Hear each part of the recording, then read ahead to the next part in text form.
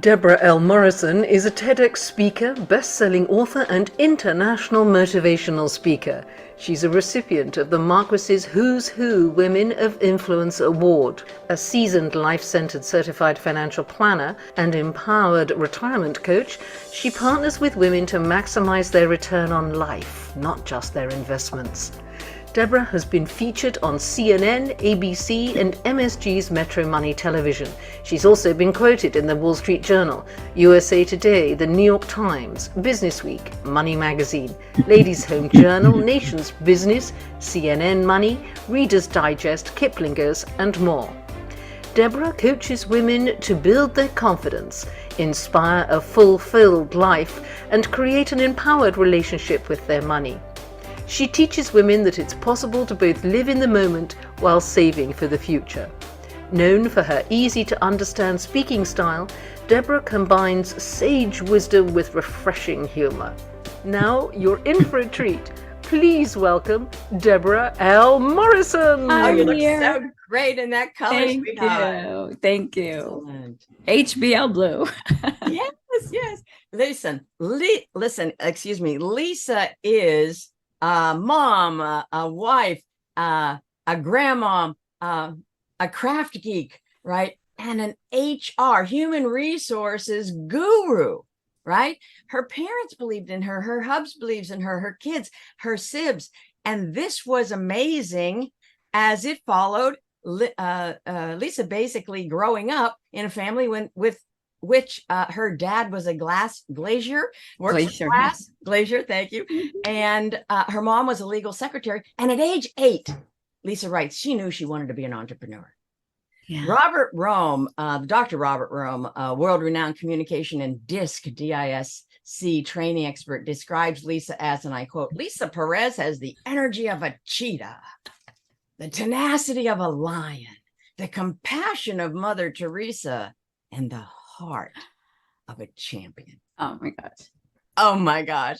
Talk to us, Lisa, about the barriers you have faced, because it couldn't have been easy even with that familial support. So give us some of those highlights, please. No, for sure. You know, as I prepared for this and really took that trip down memory lane, right? You know, you come so far past your barriers, you almost forget sometimes how impactful they could have been and how they could have been game changers. And I've been busting barriers since, you know, that age of 8. You know, I was in an all Caucasian school, the first mixed race child in 2nd grade. My siblings would not come to that school, you know, for another following 2 or 3 years after that. So I didn't have that support. And thinking about those times were just incredible. Growing up in Brooklyn, New York, Brooklyn in the house, in the 80s and 70s didn't lend itself to what Brooklyn and New York is today, right? Definitely a different landscape that definitely created some barriers, but some that I feel that, you know, I busted through, you know, got through those tough times.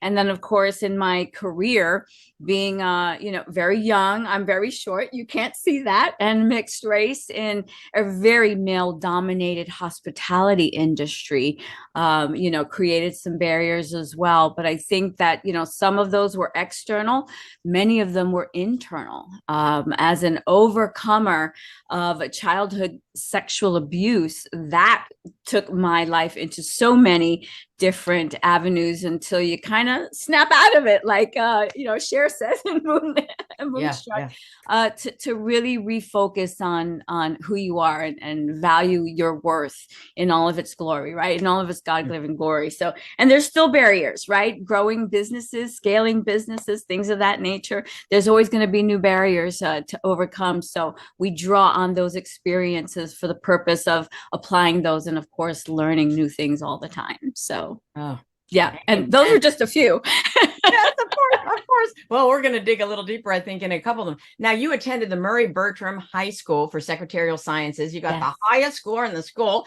and you began your legal career directly out of high school. Yes. And then you moved, you say, from New York to Orlando. Yes. And you took, what is it, 50% cut in pay? Pretty much. My mother used to say you pay for the sunshine when you move to South Florida, and boy, did I.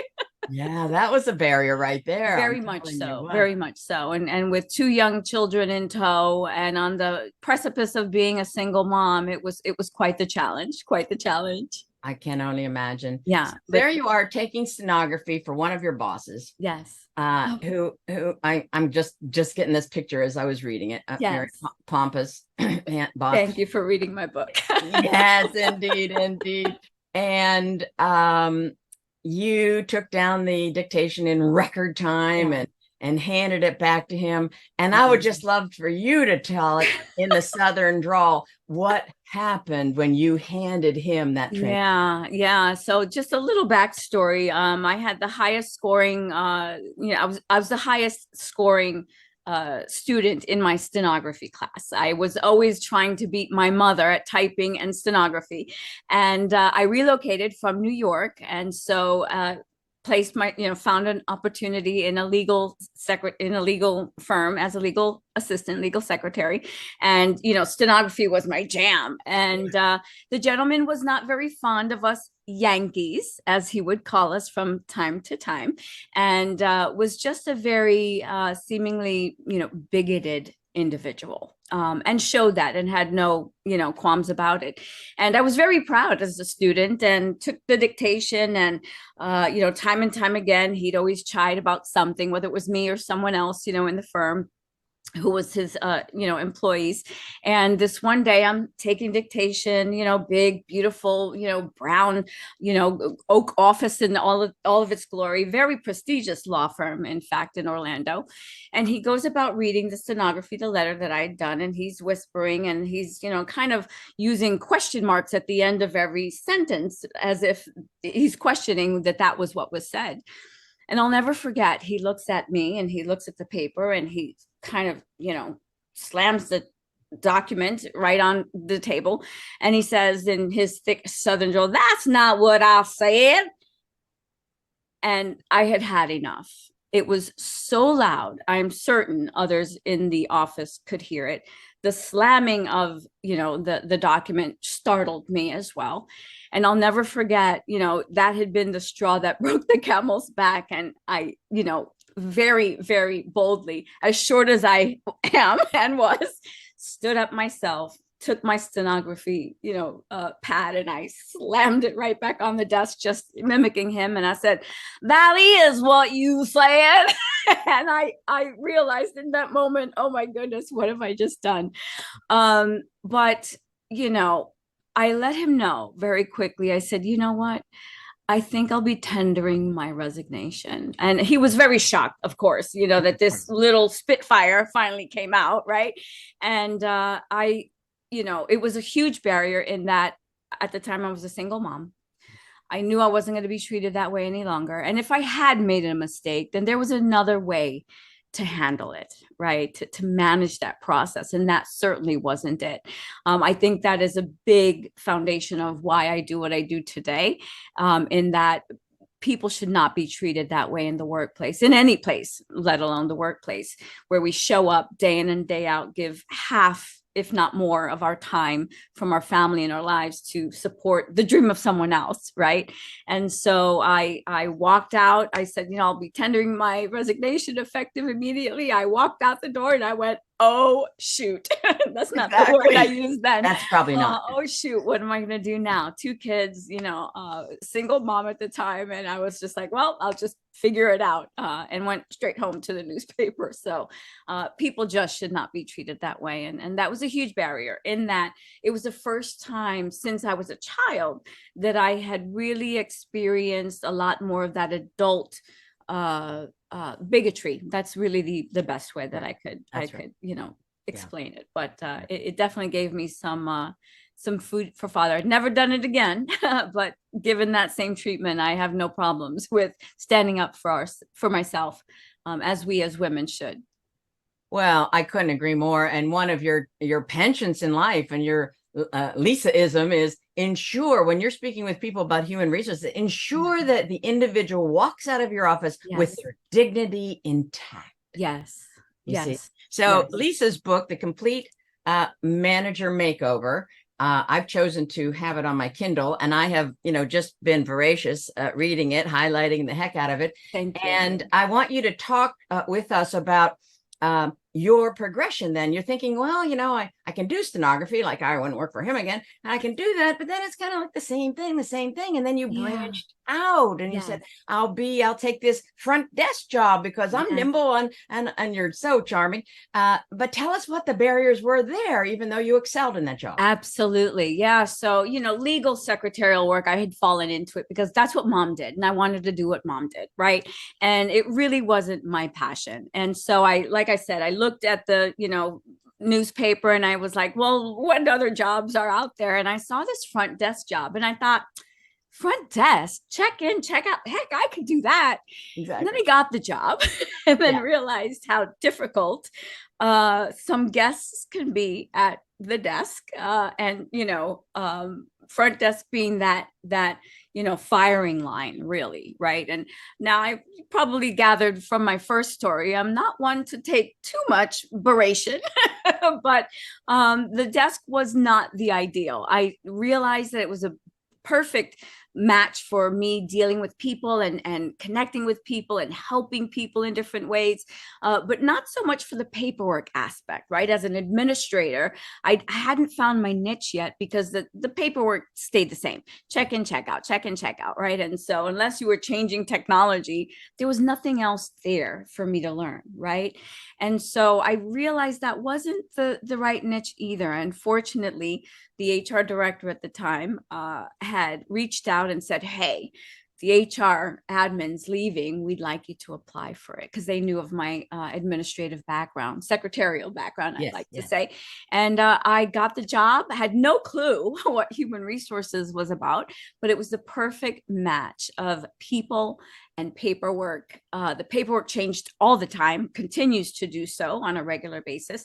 And the people aspect, where I could be able to help employees and team members and, managers in any way, shape, or form as a result of that. And just kind of took it from there and really, really have loved it ever since.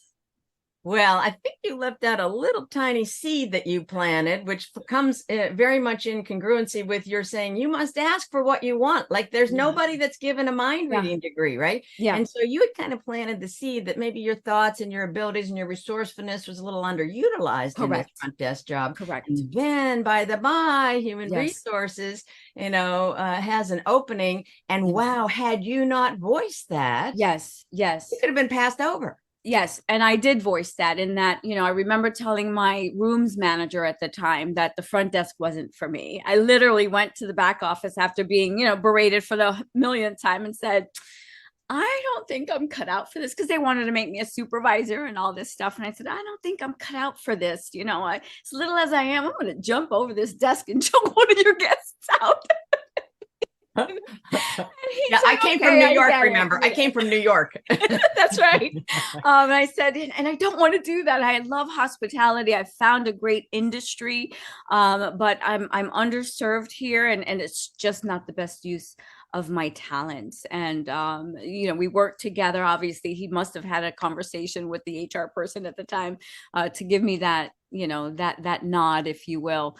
And I took it, gladly and have been able to excel with it. But yes, I think we all have innate talents and abilities, and sometimes we don't really utilize all of those things to be fulfilled in our vocations, right? And in what we do. I mean, look at Lynn. I mean, what an incredible woman to have that heart for world hunger and to just dive right in and utilize all of her skills and talents to do so. Likewise, each of us as women should do that. And if we're not using all of those talents, well, then darn it, find what will, so that you can be fulfilled. Oh, rich. Yeah. And another Lisa-ism, if you don't ask for what you want, you've given yourself a no answer without even asking. You don't ask, you don't get. Absolutely. That has, my children know that that's, through and through what I believe in terms of, if you don't ask for the promotion, if you don't ask for the raise, if you don't ask for the transfer, if you don't ask for the change out of the front desk into something else that might suit you better, if you don't ask to be part of the committee or the project or whatever it is, then you're not going to get it, because by simply not asking, you're giving yourself a no. Right? I'd much rather get the no having asked the question than not having asked the question and prohibiting that myself. So yeah, that's definitely one of my, as I call them in the book, fundamental philosophies.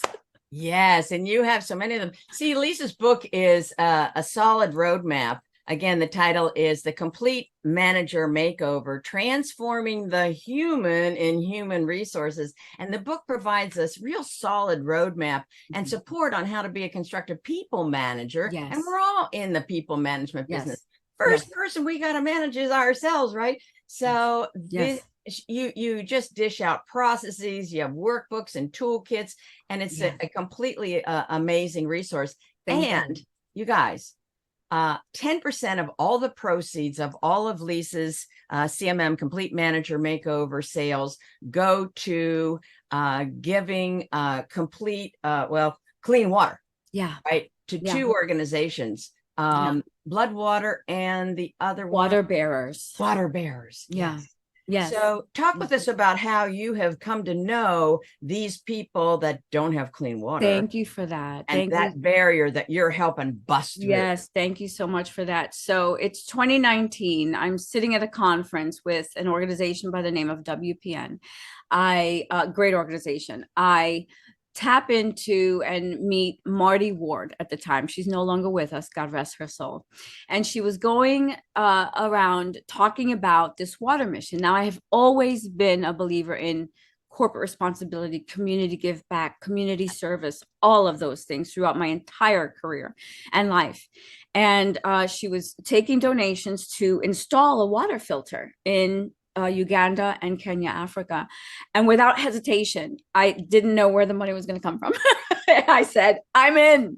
Yeah. I'm in, because I was so passionate about this mission, especially when it has to do with young children. I'm a big believer, we can't get children to thrive unless they can survive. And water and hunger are the survival, right? Food, water, clothing, shelter, then we'll thrive. And so, these are all UN sustainable initiatives. And I challenge anyone to look that up. There are several initiatives that you can take part in to give back in some way, right? It just takes one little person to do just something. Yes. And so Marty Ward introduced me to that. And then after her passing, I had to do some research in terms of who she was partnering with on the ground, because my hands and feet aren't ready to do that yet. Although that is a next level goal for the CMM, is to have our own foundation. And then I found out through that research that she was working with the water bearers, the hands and feet on the ground, and then also found another organization that also works with the HIV needs as well in those areas as well. So proceeds 10% every year go to those two organizations. Yes. Wow. Yes. Well, you are a woman with so many talents, and I'm just so grateful to be able to glean bits and pieces from your book, and just meeting you, you just light up a room in complete joy. I love the forming the human and human resources. Yes. So the aspect, Lisa, of your tackling the problem, right? Of forget quiet quitting, but workers quitting because of poor management. Yes. And this has to be, you're just drawn right into this to say, this does not have to be. Let's get the stats and the analytics. Let's measure it. Let's do something about it. Absolutely. Talk to us about the barriers that people have faced up until now. Thank you. And getting to that. Yes, absolutely. 60% of employees are leaving their companies because of the manager's bad behavior, right? I did the same in that story that we shared just earlier, right? And nobody wakes up in the morning and says, oh, I'm going to go and do a crappy job today and, tick off my employees, right? But they just don't know any other way. And there's, training and development is a multi-billion-dollar industry. So why aren't we chipping away at this? And I think that there's a few reasons, right? There's a lot of theory out there, except the practical application. When you had to let go of your vendor, if you're an entrepreneur, let go of an employee at some point, did you really know what to say, right? And yes, okay, we can say, and do it with kindness and make sure that you're, empathetic and this and that. What do I say, right? How do I start that conversation? Give me the words. And that's what's different with our training and development is we're giving them the tools, the practical application. How do you tell someone in the workplace they didn't get the promotion and somebody else did? But we do so that we can pick them up as well and say, you didn't get it this time, but here are the missing pieces. We often forget or shy away from giving that constructive feedback so that when it comes up again, that team member can get that opportunity because they have been given the opportunity to know what they could be doing differently, right? And those are some of the things that I think are missing in today's training and development that we want and do bring to the table for our clients. And you point out so beautifully in your book, it's only fair to our employees to close the loop for them. Don't just leave them hanging. You didn't get the promotion and nobody's saying anything. Let's give them the fodder so that they can break through their next barrier. Yes. It pains me every time I'm on LinkedIn and I see someone has been ghosted by a recruiter, right? That's awful. If people take the time to talk to you, whether it's a vendor giving you a proposal or an employee giving you a application or a candidate, whatever it is, give them the courtesy of closing the loop and saying, we selected someone else. Your qualifications are great. However, right, whatever it is, so that we are closing that loop in all things, right? When team members come to you and say, I've got this problem, are we really getting back with them with a full solution? Or I've got this suggestion, whether we can do the suggestion or not, get back to them. And if I can't do the suggestion, then why not? And when can we, right? Those kinds of things. It's so important, but I don't think people are equipped for conflict, which is why I'm so passionate about, one of the chapters, particularly the model of human behavior and how we all communicate and behave differently and think differently and what our priorities are different. That tells me how I need to send a message differently so that I can connect with that person better and build better rapport because I'm speaking their language, not the language I want to speak. That's innate to me because you know me, I'll jump over the desk, right? That's not going to cut it, right? How does that recipient need to hear the message, whatever that message is, so that can better connect and build those bridges with people? I mean, in this age where everybody's wearing headsets or something, and communication seems to be more and more of a lost art, you are so passionate about effective communication and with uplifting the humanness of us. And that just seeds trusted relationships, especially in this type of an age. Now, I'm going to open up for Q&A, so everybody get queued up. But one more thing. Tell us what you're talking about when you make a birthday wish.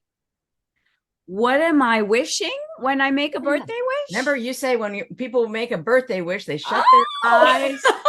Wow, you really did read every snippet of that book. So I'm a big believer. That was a surprise question there. I'm a big believer in, the fact that, we all, stand around the cake and we say, make a wish. And then, you close your eyes and in yourself, you make your wish and then you blow out your candle. And I'm a big believer in, we all need people to help us on this journey, right? Whether it's the encouragement, the motivation, the shoulder to cry on, the person who can navigate us, to the next step in our lives, what have you, is that we've got to express our wishes, hopes, and dreams. And when we express our wishes, hopes, and dreams, then we know that people have heard that, and you never know who's in the room and who can help us navigate to those wishes, hopes, and dreams. But if we keep them to ourselves, I think they lose momentum. They lose the ability to be created, right? To happen, to occur, to be, there's a word I'm looking for, So be why not? manifested. Yeah, you're manifesting it. Right, to They're manifest manifesting it. with you. Exactly. Thank you. So I can try to manifest them myself in the four corners of my brain, or I can manifest it out to the world and have it shared with everybody in that room who's at my birthday. You know, and you never know who's going to be able to help manifest that dream, or at least encourage it and put water on it and watch it grow. Right. Oh, Yeah. so rich. All right. So who has a question for Lisa? That was great. And I see the comments. Thank you so much for those. Yes, courage is definitely something I talk about in my Transforming the Human and Human Resources. It took courage to stand up for myself. It took courage to leave, Brooklyn with 2 kids in tow, asking the hubby, I don't know if you're coming, but I'm going, So yes, courage is definitely a mainstay in my life for sure. All right. I see a question from Barbara Clark. So if you'd like to unmute yourself, go right ahead, Barbara. Fantastic. Hi there, Lisa. Thank you so much. Hi, I really appreciate what you shared. Very encouraging. My pleasure. And I also want to say hi to someone from Brooklyn. I am from the Bronx. All right. New York City's in the house. Yes, New York is in the house. So my question, I just typed it in very quickly, so I hope it makes sense. Okay. How do we find that pathway to better communication when we are not in a managerial role in our organization? And perhaps many times our value in our role is overlooked. Great question. Thank you for that. Part of the reason why I am focused on my business, the Complete Manager Makeover specifically, is to provide an avenue for managers such as yourself who don't see the investment in them coming from their organizations. The CMM for short is an opportunity as well to tap into and get that training that our employers aren't providing. Second to that is, there's not a lot of communication classes in high school and college, right? We don't get to hear about how, to talk to one another and build rapport and all that. It comes so much further in our careers and lives. But do definitely get the download of what I've offered in terms of the relating to people. I'm a huge believer in the DISC model of human behavior. We all have these intrinsic traits and drives and needs, right? After food, water, clothing, shelter. And that was a catalyst to not only my personal growth and using that model with my family. I finally understood my daughter, right? But also in my workplace as well. The people that saw me they didn't always see the beautiful butterfly that you see here today. I was quite the tiger, quite the caterpillar, if you will. And it was through that DISC model of human behavior that I really learned myself and what I needed to do differently to be a better communicator to others. So it's really about taking some coursework in communication that can help you improve that. And then the second part of your question was relative to perhaps their value is often overlooked. I'm a big believer that, sometimes we have to be our own backpatter. Okay.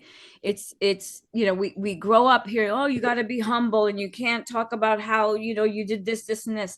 Organizations need to know that you exist. And, I do this career ladder thing for young professionals. And one of the things in that is to make sure that your supervisors, managers, and the leaders that they serve know you exist, whether it's in a committee, an ERG, right, an employee resource group, if it's passing by the office, if it's putting your name on the recent project, right, and seeing to it that people know who you are. And it's okay to say, hey, I did this. And don't be shy about it, right? Don't be too prideful, but definitely it's okay to stake that claim with those you support in the managerial ranks and in the leaders that they serve as well.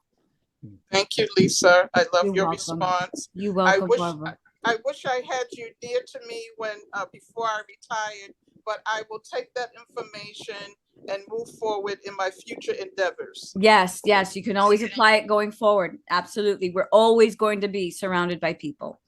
Yes, thank you so much. My pleasure. Who else? Thank you, Barbara.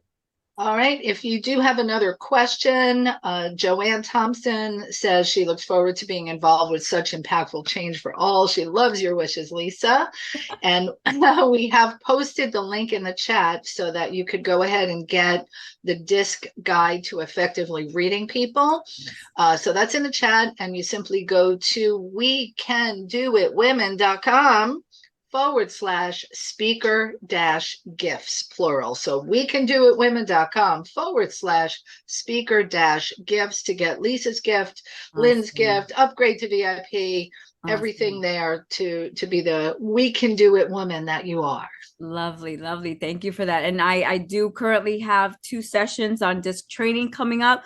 I've discounted it this week, Debra, for your community. So if you grab that before Friday, you'll receive $20 off that. It went from 57 to, I think it was 37. So, hey, for an hour of training on communication, Barbara, I hope to see you there. Oh, you can't do better than, Lisa has won Stevie Awards. I mean, I didn't even touch, the acumen here. She said her coming out party in terms of really stepping into national prominence at the SHRM National Convention. She calls it her crescendo. Yes. So she is a woman on the move, and you definitely want to be in her environment, in her orbit, because she's going to lift you up and you're going to rocket toward your next trajectory through any barrier that happens to be in your way. So with that, Lisa, I can't thank you enough for spending your valuable time with us. My honor. I am grateful beyond words. And this free gift that she's given with DISC, I went over it, and I am really, really excited about getting more familiar with it. So with that, we say thank you so much, Lisa, and my absolute Godspeed. pleasure. My pleasure. And so now I just want to give you a sense, if you will, of the gifts that our speakers have given us. And so this is the page that Nancy put in the chat. Excuse me, wecandoitwomen.com/speaker-gifts. And the first opportunity is to upgrade to VIP. And when you click on that, you're going to help make a huge difference in the Pachamama Alliance. It's $47. Goodness gracious, that's maybe 3 coffees. And so 100% of the proceeds, I'm not keeping a cent. I am passionate about the Pachamama Alliance. And the other, the mission, and it's just second to none. And yet the administrative expenses are so microscopic. We got to pay attention to this. And that is a really, really huge plus in addition to all of the good that they are doing.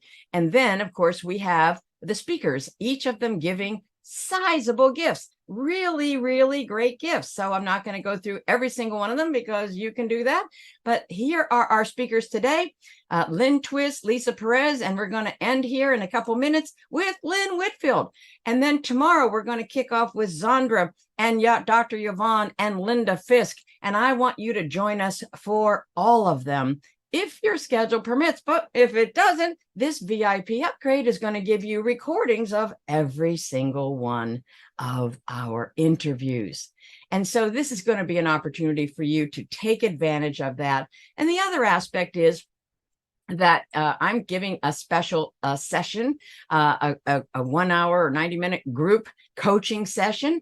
And that is really going to hopefully up-level everyone's experience towards monetizing our missions, right?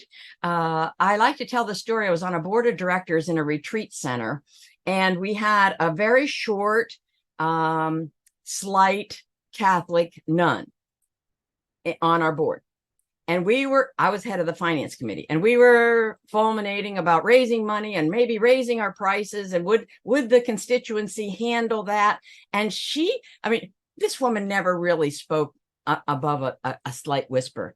And we were so caught up in this back and forth that she hit the table, and we all just shocked, Sister Mary, And she said, without the margin, there is no mission.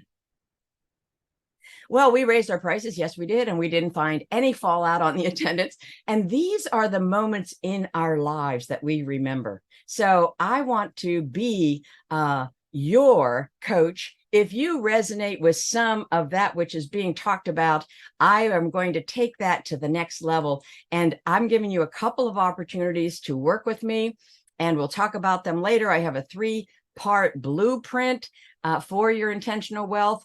And I say it's intentional wealth because it's being empowered with the confidence and know-how to make sound financial decisions and bring us the wealth, freedom, and legacy we desire and deserve.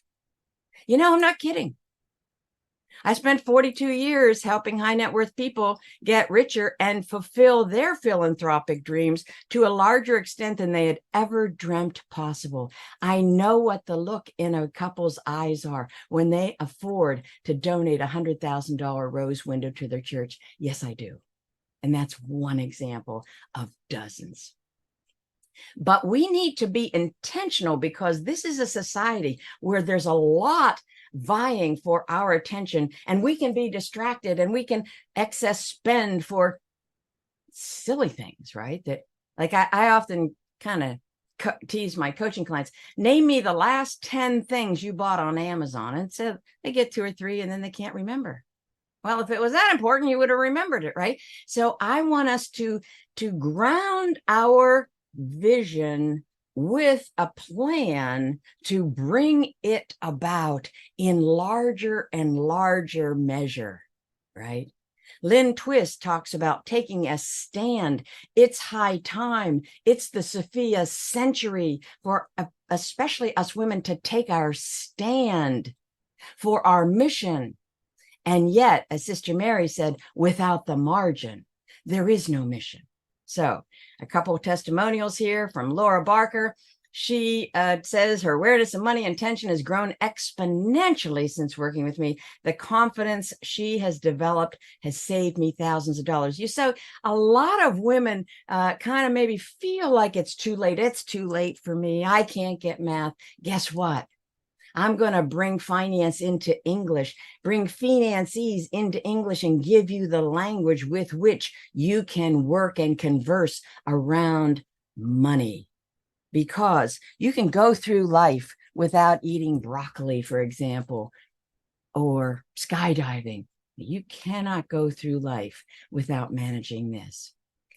So I am interested in having you stop being stopped, right? I want us to create intentional wealth. And this is what the course covers. The first part is financial self-awareness, right? We've got to know where we stand. And we can do it. Women do take radical responsibility and say, whatever has happened up until now, I am facing forward from this day on because it is important for me to be that intentional. I have a passion and I want to fulfill it.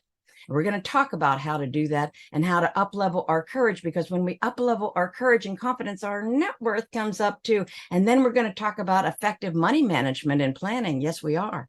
That's part of it. And how to dovetail strategies, for example, and using advanced wealth creation strategies in that third part, and how to actually minimize our income taxes with a financial plan. You see, they go hand in glove.